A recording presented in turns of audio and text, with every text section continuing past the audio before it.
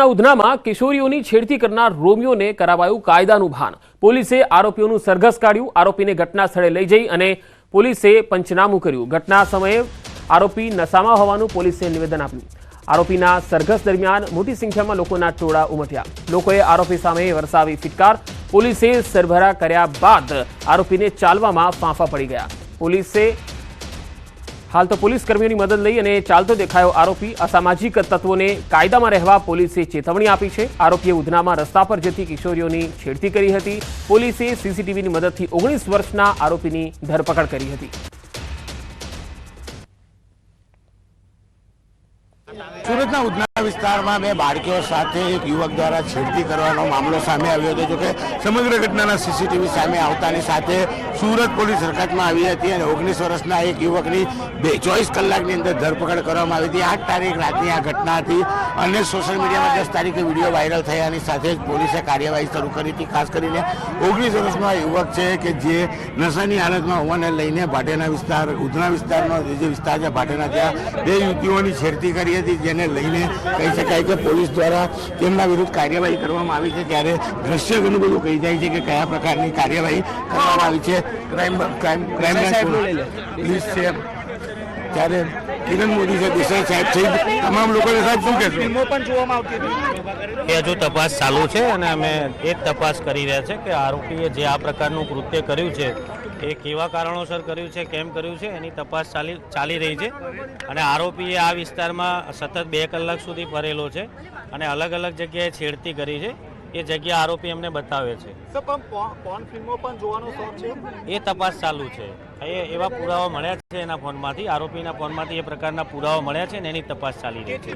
Porn ફિલ્મો મળી એ FSLમાં મોકલી આપીશું ને FSLનો રિપોર્ટ આવે ત્યારે ખબર પડશે। એક જ જગ્યા પર બે બાળકી કિશોરીઓની છેડતીને લઈને વિડીયો વાયરલ થયો હતો। જો કે પોલીસે આ મામલે તપાસ શરૂ કરી હતી અને કહી શકાય કે 24 કલાકમાં જ આરોપીની ધરપકડ કરવામાં આવી છે। હાલ જે જગ્યા પર બનાવ બન્યો હતો તેની નજીકના વિસ્તારમાં અને અન્ય જ્યાં જ્યાં આ કિશોર આરોપી દ્વારા કિશોરીઓની છેડતી કરવામાં આવી છે તેનું ઘટના સ્થળનું પંચનામું અથવા તો કે આરોપીનું સરઘસ કાઢી આરોપીઓને ચેતવણી આપવામાં આવી છે કે કાયદામાં રહેશો તો જ ફાયદામાં રહેશો। કારણ કે સતત સુરત પોલીસ દ્વારા આ પ્રકારે આરોપીઓના સરઘસ કાઢી અન્ય આરોપીઓને ચેતવણી આપવામાં આવી રહી છે।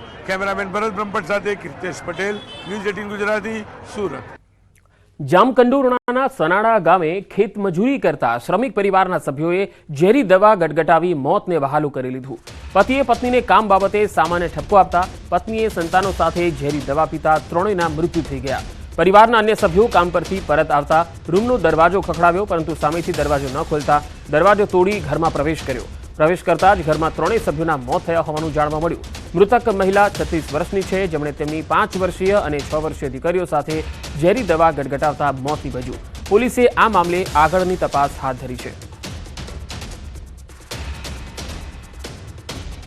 મહીસાગરમાં જૂથ અથડામણનો એક લાઈવ વિડીયો વાયરલ થયો છે। લુણાવાડાના વરધરી ગામે બે જૂથ વચ્ચે બબાલ થઈ ગઈ હતી। મારામારીનો એક લાઈવ વિડીયો સોશિયલ મીડિયામાં પણ વાયરલ થઈ રહ્યો છે।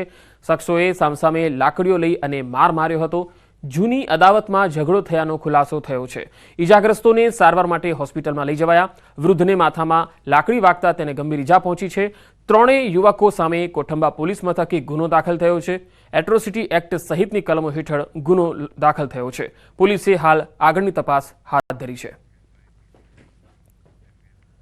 ભરૂચના ઝઘડિયાના રતનપુર ગામે મોપેડ ચોરીની ઘટના સામે આવી। આ મોપેડની ચોરી કરનાર કોઈ બીજા નહીં પરંતુ 9 થી 10 વર્ષના ટાબરિયાઓ છે।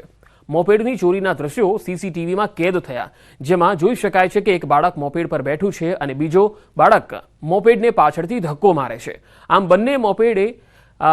બંને જે બાળકો છે મોપેડની ચોરીની આ ઘટનાને અંજામ આપી રહ્યા છે। હવે પોલીસે આ સીસીટીવીના આધારે તપાસ હાથ ધરી છે।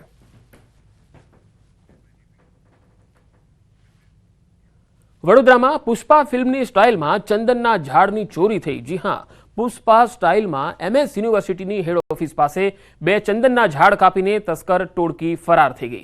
જોકે નવાઈની બાબત તો એ છે કે કરોડો રૂપિયાના ખર્ચે સિક્યુરિટીનો કોન્ટ્રાક્ટ અપાયો હોવા છતાં ચોરી થતા ખળભળાટ મચી ગયો।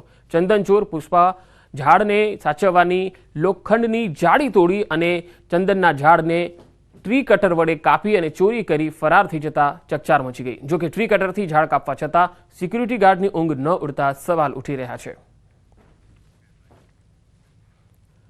દિલ્હી મુંબઈ કોરિડોર પ્રોજેક્ટના કારણે 10 ગામોમાં 17 મૂળભૂત સુવિધાઓ છીનવાઈ ગઈ હતી, જેને લઈ ગામના લોકોએ 2 વખત આ મામલે રજૂઆત કરી. કોઈ ઉકેલ ન આવતા ગ્રામજનો દ્વારા બીજી કોરિડોર કામગીરી બંધ કરી અને ત્રીજી વખત રજૂઆત કરતા અંતે 17માંથી 16 માંગણીઓની સર્વાનુમતે સ્વીકાર થયો.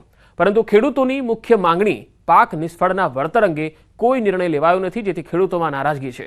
આ મામલે ખેડૂતો દ્વારા પ્રાંત અધિકારીને આવેદન આપી રવિવાર સુધી કોઈ નિર્ણય લેવા માટે અપીલ કરાઈ છે. જો સોમવાર સુધી નિર્ણય નહીં લેવાય તો ફરી દિલ્હી મુંબઈ કોરિડોરની કામગીરી બંધ કરી દેવાની ચીમકી અપાઈ છે.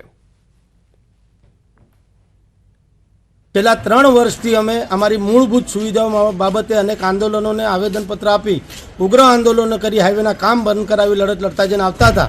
પરંતુ 3 પ્રાંત અધિકારીની બદલીઓ થઈ ગઈ, પણ હાલના વર્તમાન જે અમારા પ્રાંત અધિકારી છે એમનો અમે ખૂબ ખૂબ આભાર માનીએ છીએ કે છેલ્લા 3 વર્ષ બાદ આ પ્રાંત અધિકારી શ્રી દ્વારા અમારી માંગોને સ્વીકારવામાં આવી. અને હવે વાત કાતિલ દોરીથી સાવધાનીની.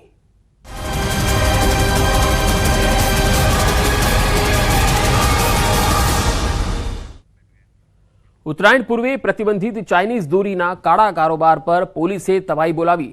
સુરેન્દ્રનગરની દસાડા પોલીસે પ્રતિબંધિત ચાઇનીઝ દોરીના જથ્થા સાથે એક શખ્સને દબોચી લીધો.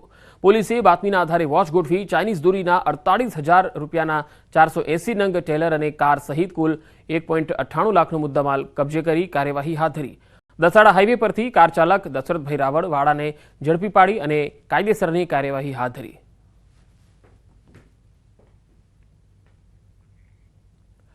તો ઉત્તરાયણમાં પ્રતિબંધિત વસ્તુઓ વેચનારાઓ સાવધાન થઈ જજો. વડોદરાના માજલપુરમાં ચાઇનીઝ તુક્કલના જથ્થા સાથે 2 ઝડપાયા. ઉત્તરાયણ પૂર્વે પ્રતિબંધિત તુક્કલનો કાળા કારોબાર માજલપુર પોલીસે બંને શખ્સોને ઝડપી અને કાર્યવાહી હાથ ધરી છે. માજલપુરમાં બંને શખ્સો પ્રતિબંધિત ચાઇનીઝ તુક્કલનો જથ્થો વેચવા ફરતા હતા. પોલીસે 90,000ના મુદ્દામાલ સાથે કેયુર પઢિયાર અને આશિષ પંચાલની ધરપકડ કરી. પ્રતિબંધિત ચાઇનીઝ તુક્કલનો જથ્થો અમદાવાદના વિપિન નામના શખ્સને મોકલ્યો હતો. પોલીસે ચાઇનીઝ તુક્કલનો જથ્થો મોકલનાર વિપિનને વોન્ટેડ જાહેર કર્યો.